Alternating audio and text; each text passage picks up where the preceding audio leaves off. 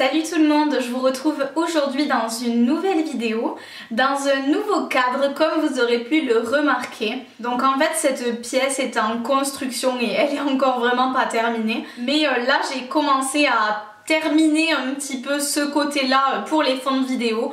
Donc du coup je me suis installée ici aujourd'hui pour la première fois, j'espère que ça vous plaira. Bref, on n'est pas là pour parler de ça, aujourd'hui je reviens dans une vidéo première impression pour vous présenter un fond de teint et le tester tout au long de la journée avec vous et vous donner mon avis sur ce produit.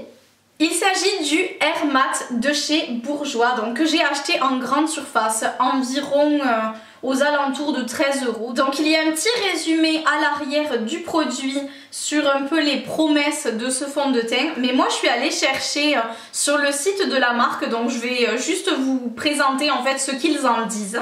Ils disent donc que ce fond de teint promet une matité indétectable, un teint unifié zéro défaut, une tenue 24 heures, donc ce produit a un SPF de 10 également. Ensuite ils disent qu'on ne le voit pas mais qu'il change tout.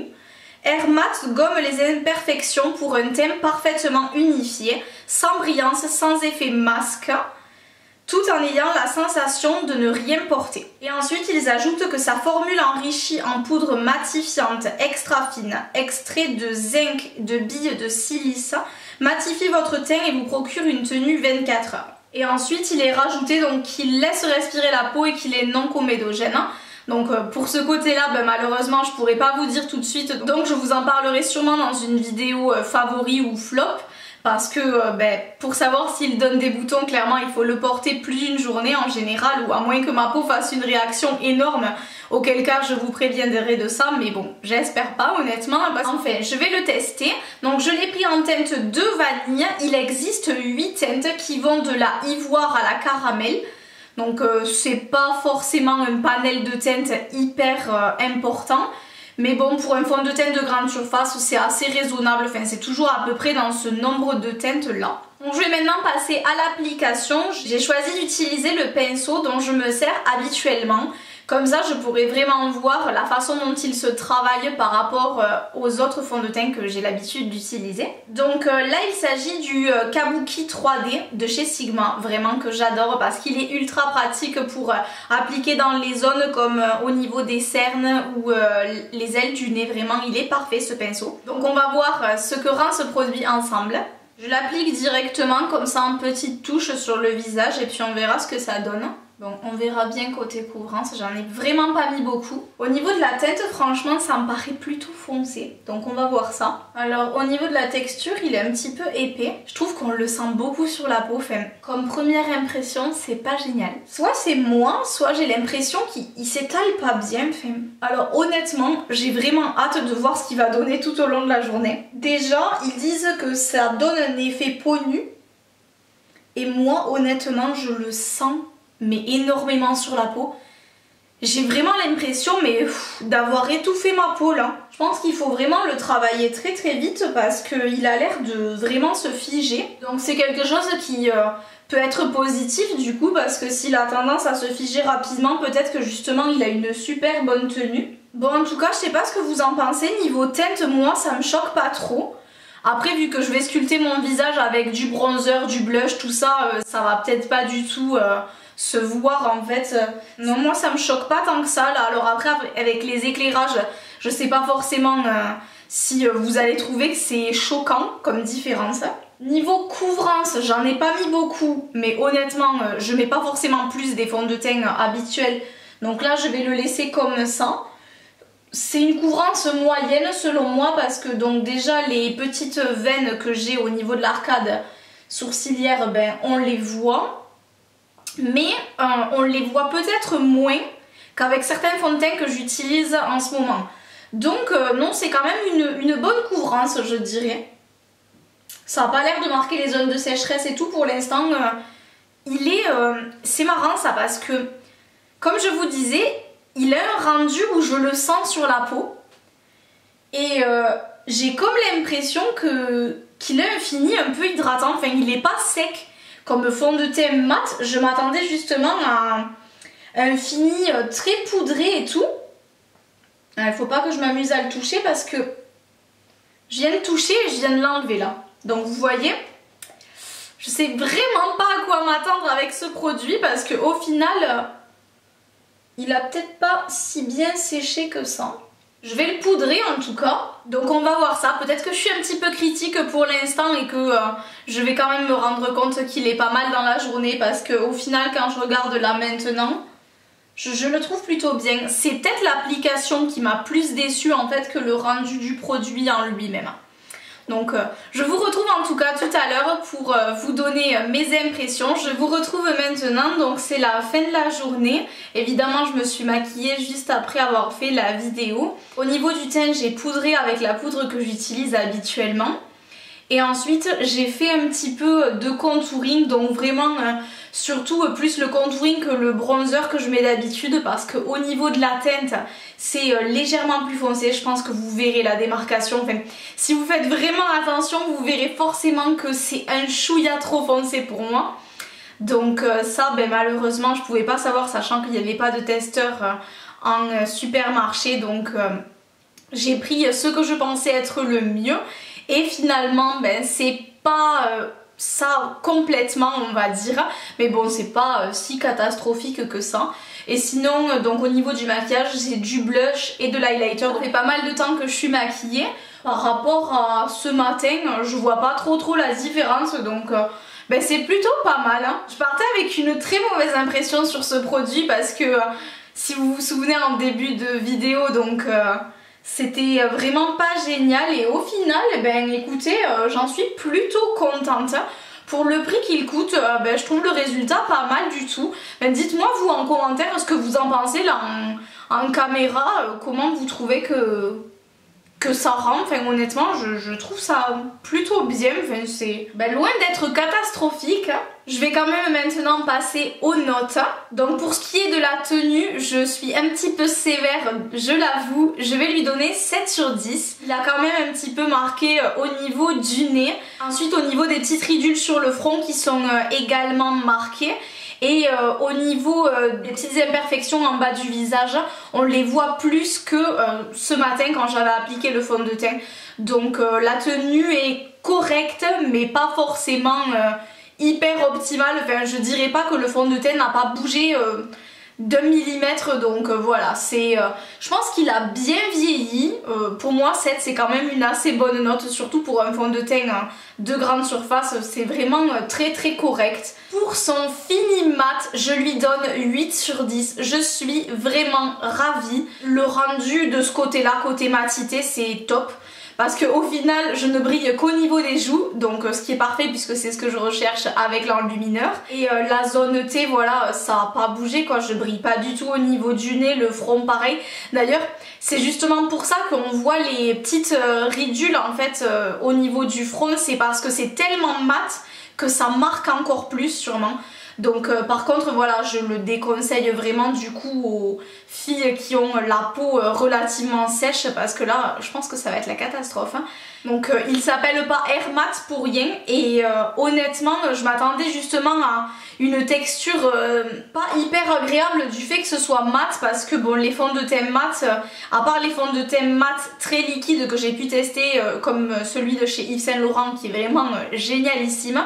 Là celui-là avec la texture qu'il avait, je savais pas trop ce que ça allait donner dans le temps et j'en suis agréablement surprise, donc 8 sur 10 bien mérité pour la matité. Pour son fini naturel, je lui mettrai 7 sur 10 déjà parce que c'est quelque chose qui est mis en avant par la marque et moi je trouve honnêtement que c'est pas si naturel que ça, dans le sens où justement comme je vous l'ai dit, il est quand même assez épais et donc dès l'application on le sent un peu sur la peau.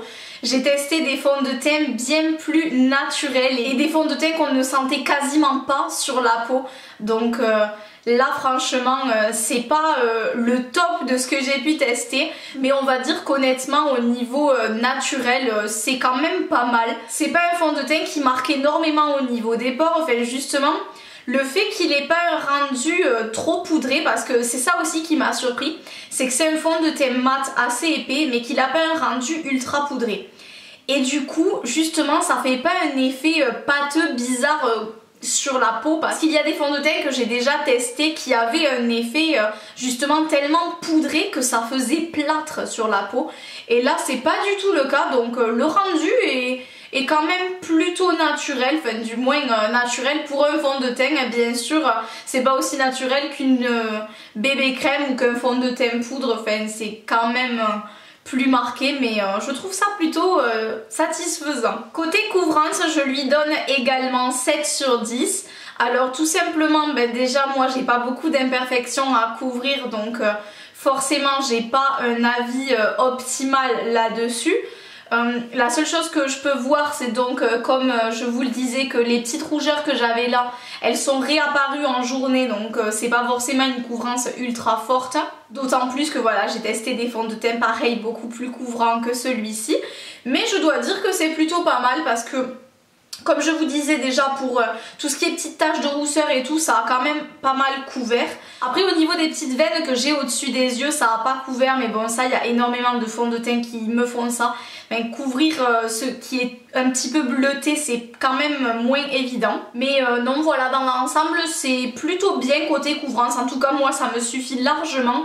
Après quelqu'un qui a énormément de cicatrices ou d'acné, peut-être que ça lui conviendra pas suffisamment et il faudra auquel cas sûrement rajouter un correcteur par-dessus. Côté packaging, je vous remontre comment ce fond de teint se présente. C'est plutôt pas mal, mais je lui donne uniquement 6 sur 10 pour plusieurs raisons. Donc déjà moi personnellement je préfère les flacons pompe, donc là le côté tube etc j'aime un peu moins.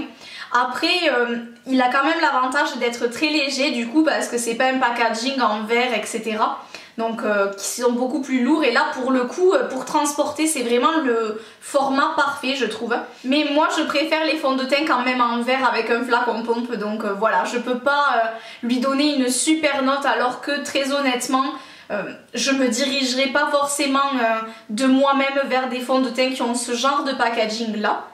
Ensuite, la petite chose que je lui reproche, c'est qu'on ne voit pas la quantité de produits qui nous reste, hein, puisque tout simplement le packaging est complètement mat, donc certes il est censé être de la couleur du produit, donc ça peut être un point fort, puisque honnêtement je sais pas si vous verrez, mais là j'ai du produit encore sur le petit embout et c'est vraiment la même teinte, donc là pour ça je pense que vous pouvez vous fier du coup vraiment au packaging, parce que ils ont vraiment respecté ça. Donc voilà, un packaging qui me laisse plutôt mitigé. Enfin pour l'utilité que j'en ai, moi c'est pas les packagings que je préfère, hein. Pour l'application de ce fond de teint je mets la plus mauvaise note, puisque je vais lui mettre 5 sur 10.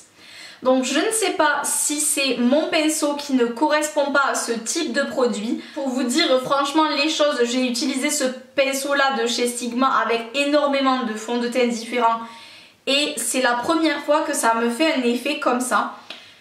C'est-à-dire que j'avais vraiment l'impression de faire des marques et en fait d'avoir vraiment des zones où j'avais plus de fond de teint que d'autres, et d'autres où j'avais des trous.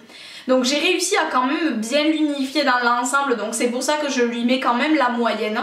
Mais j'ai trouvé qu'au niveau de l'application, il n'était pas hyper agréable à appliquer. Peut-être qu'au Beauty Blender, il se fondrait plus dans la peau, donc pourquoi pas tester cette alternative là. Mais en l'occurrence, voilà, moi j'ai été pas hyper convaincue de l'application, et c'est justement pour ça que c'était mal parti entre nous au départ. La dernière note, c'est le rapport qualité-prix. Selon moi, ça mérite un 7 sur 10. Pour plusieurs raisons. Donc les promesses quand même d'un fini assez naturel et mat sont tenues, donc ce qui fait que j'attribuerai une bonne note. Également le prix est assez raisonnable, puisqu'aux alentours de 13 € ça reste correct pour un fond de teint de grande surface. Par contre il y a quelque chose qui m'embête vraiment au niveau de ce produit, c'est le choix des teintes, parce que comme vous l'avez vu, cette teinte là elle est un poil trop foncée pour ma carnation. Et le gros souci, c'est que parmi les 8 teintes, la teinte plus claire, c'est un ivoire, mais un ivoire rosé. Sachant que moi j'ai une teinte de peau plutôt jaune et pas vraiment rosée, et que justement quand j'utilise des produits qui ont tendance à être rosés, ça fait ressortir mes rougeurs et tout, et ça matche pas bien avec ma peau. Je pense que la teinte plus claire m'irait pas forcément très bien. Je trouve ça pas top qu'il n'y ait pas de teinte très claire à tendance jaune beige, et qu'on soit obligé tout de suite de partir dans un vanille qui selon moi n'est pas vraiment vanille parce que c'est plutôt un sable clair quoi. Je pense que ce serait parfait pour une teinte quand j'aurais pris quelques couleurs.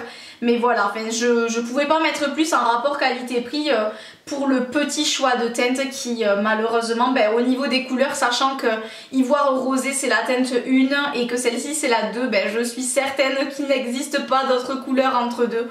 Donc ça c'est un petit peu dommage qu'ils aient pas une gamme un petit peu plus étendue. La note finale pour ce produit est donc de 6,7 sur 10.